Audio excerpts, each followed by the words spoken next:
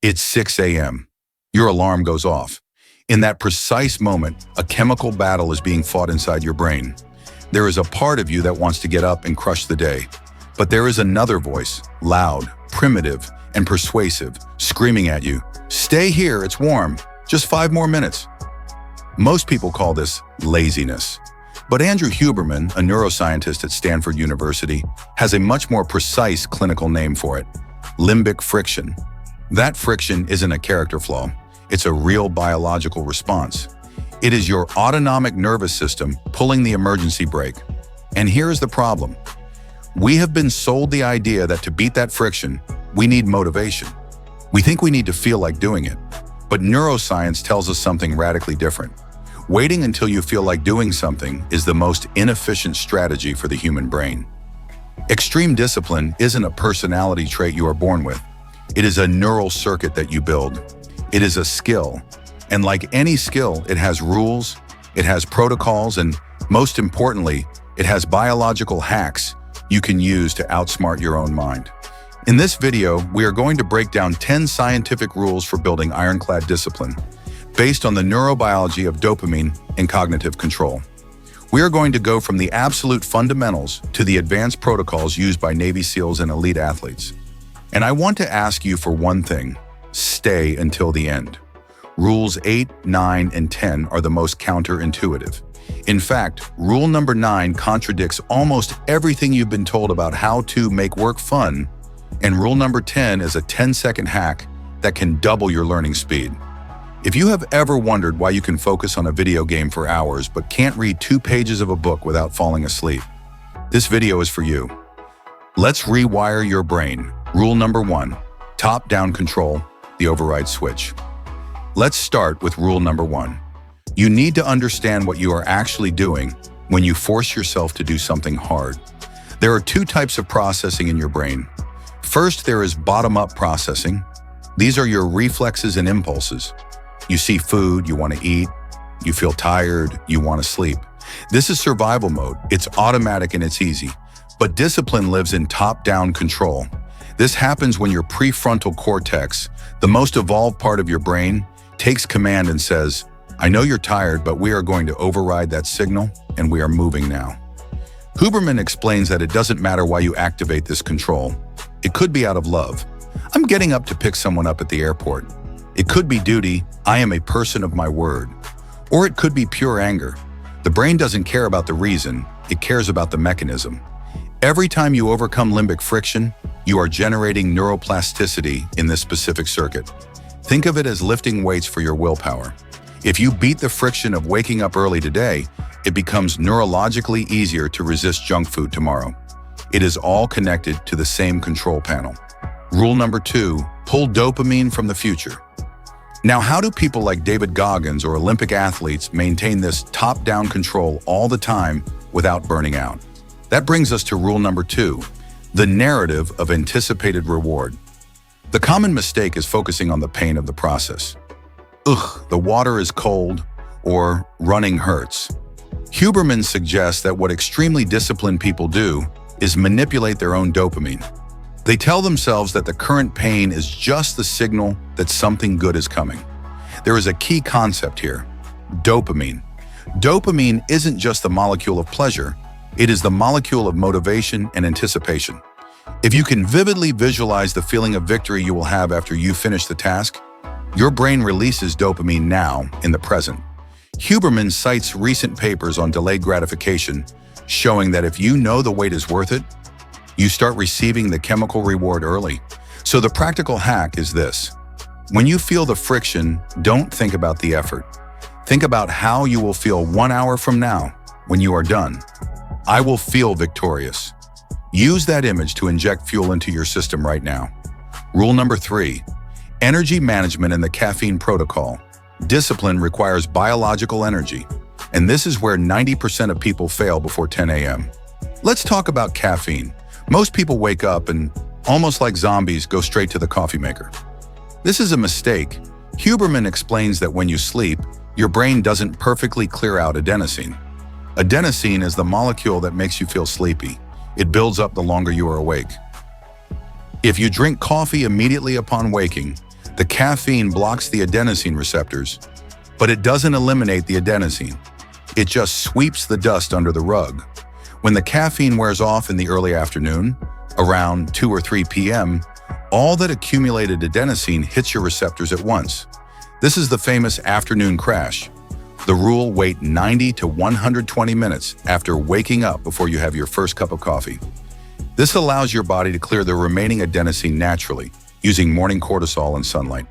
When you finally drink that coffee, it acts as a true performance enhancer, not just a crutch for survival.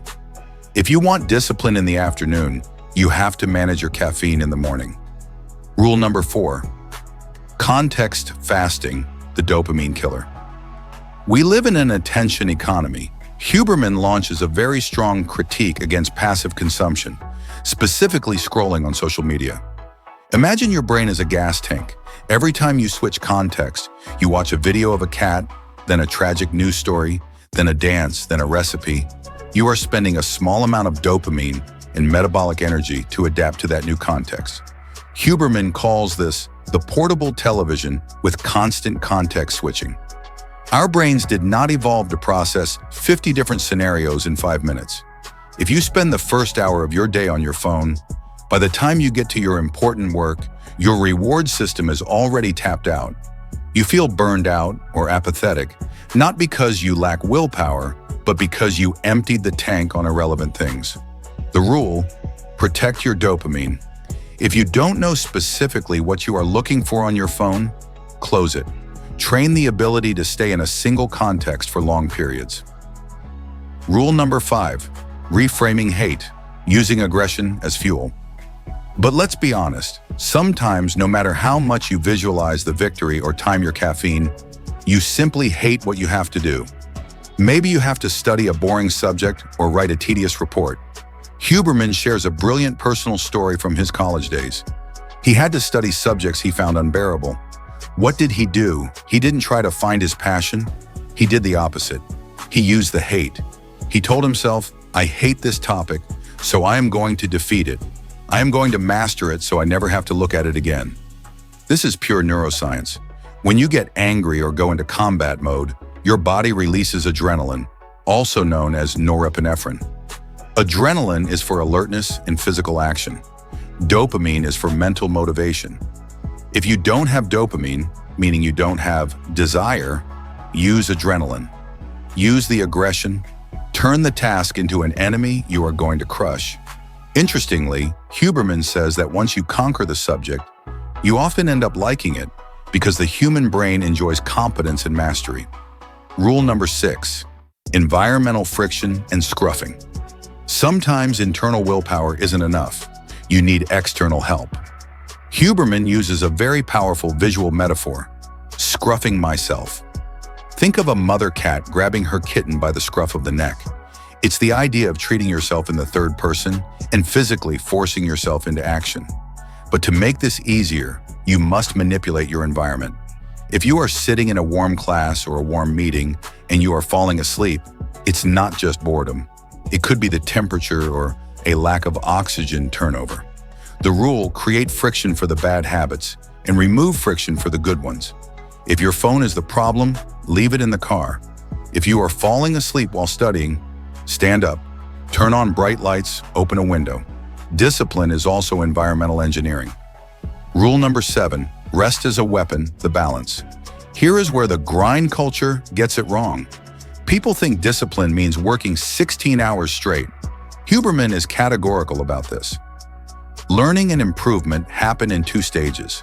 Stage 1, intense focus, the loading phase. Stage 2, deep rest, the download and rewire phase. Neuroplasticity, the rewiring of the brain, actually happens during sleep. But Huberman introduces a tactical tool, NSDR, or non-sleep deep rest.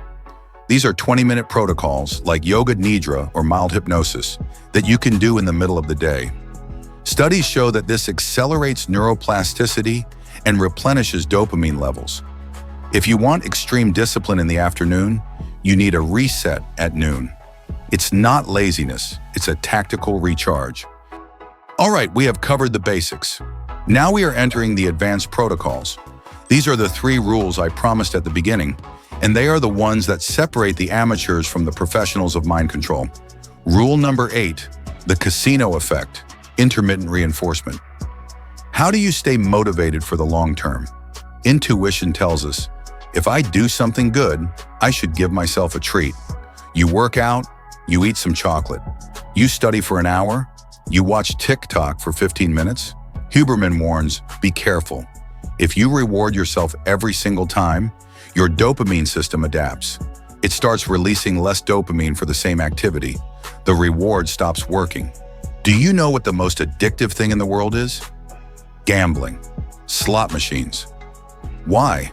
Because they use intermittent reinforcement. Sometimes you win, sometimes you lose. There is no pattern. That drives the brain crazy and spikes dopamine to the maximum. The rule: to maintain steel discipline, you must become your own casino. Sometimes when you finish a hard task, celebrate it. Have that special coffee, listen to your favorite track. But other times, do nothing. Just keep working.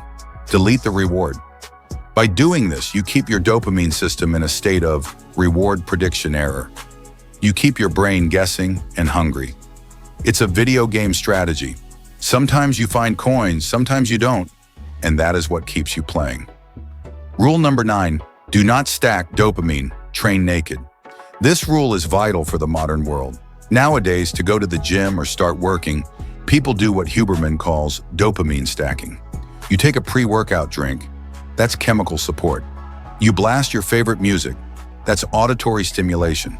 You are in a gym with bright lights and people. That's visual stimulation. You are stacking 4 or 5 sources of motivation at once. The result? You have a giant peak of energy today, but tomorrow the peak will be lower. And the day after that, you will need louder music and stronger coffee just to feel normal. You are frying your receptors. The rule? Every once in a while, do what Huberman does. Train or work naked. I don't mean physically naked. I mean stripped of stimulants. Leave the phone in the car. No music, no pre-workout. Just you and the effort. It is going to be boring. It is going to hurt. You will feel that limbic friction at full volume. But by doing this, you are resetting your dopamine baseline. You are learning to generate force from the inside, not the outside. And the magic is this. When you go back to using music next time, you will feel like a god, because your receptors will be clean and sensitive again. Use the tools. Don't let them use you. Rule number 10, gap learning, the 10-second pause. Finally, the rule for accelerated learning, the gap learning effect. When we want to learn something hard, we tend to try and focus without blinking for an hour. But Huberman cites studies showing that the brain needs micro breaks to save the information. The protocol is ridiculously simple but effective. During your intense work or study session, set a random timer or just stop every few minutes. Take a pause for 10 seconds. In those 10 seconds, do nothing. Don't look at your phone. Don't read. Just stare into space or close your eyes. What happens in those 10 seconds? Your brain performs a neural replay. It repeats the electrical sequence of what you just learned at a speed 20 times faster than normal. It's like your brain is practicing and fast forward while you rest. Studies in top-tier scientific journals show that taking these random micropauses drastically increases learning speed and retention. Sometimes the best way to speed up is to come to a full stop. Extreme discipline is not about being a robot. It is about understanding that you are a biological system. Huberman summarizes all of this with a concept from physics: center of mass. Sometimes you need to lean forward, use stress, use adrenaline, and push through the friction to move. That is effort. But if you stay leaning forward for too long, you fall over. You burn out.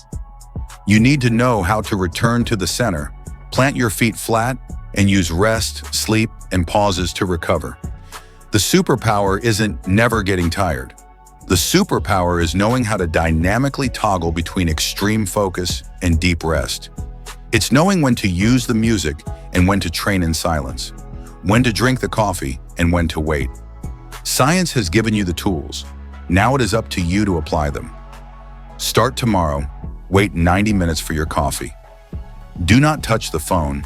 And when you feel that limbic friction telling you to stay in bed, remember, that friction is the signal that the training has begun. If this analysis helped you, subscribe for more human optimization based on science. I'll see you in the next one.